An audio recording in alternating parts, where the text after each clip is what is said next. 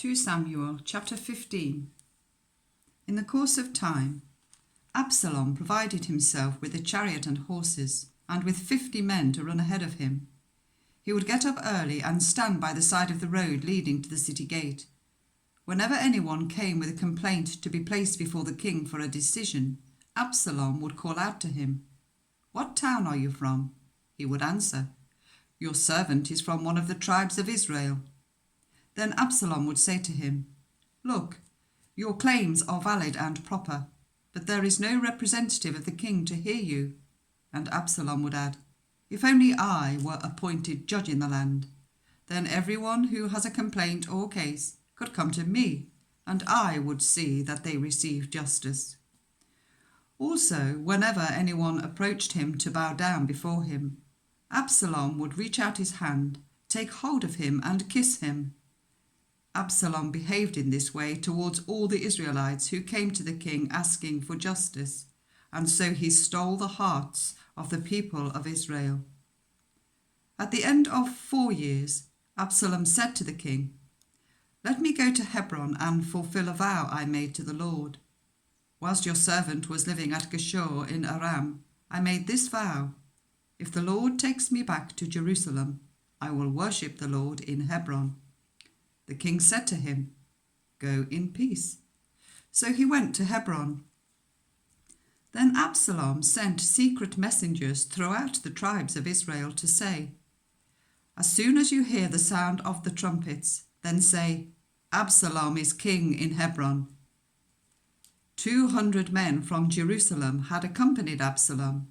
They had been invited as guests and went quite innocently, knowing nothing about the matter.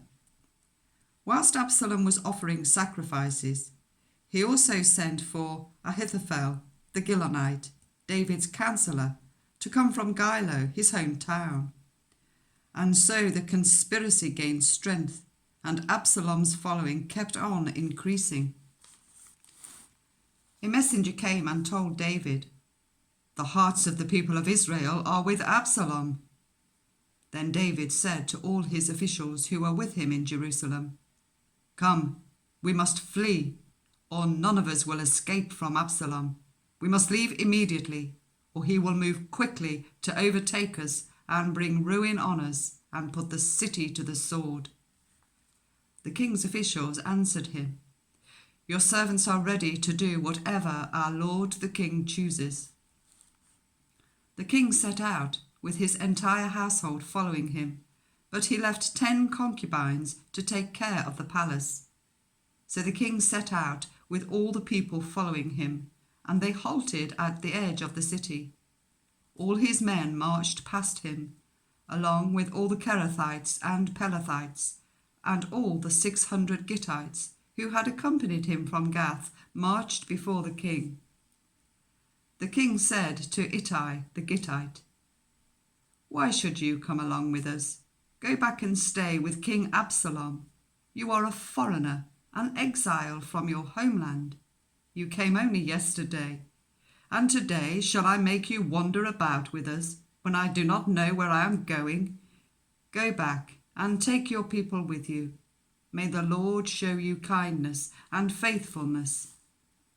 But Ittai replied to the king, "As surely as the Lord lives, and as my lord the king lives, wherever my lord the king may be, whether it means life or death, there your servant will be." David said to Ittai, "Go ahead, march on." So Ittai the Gittite marched on with all his men and the families that were with him. The whole countryside wept aloud as all the people passed by.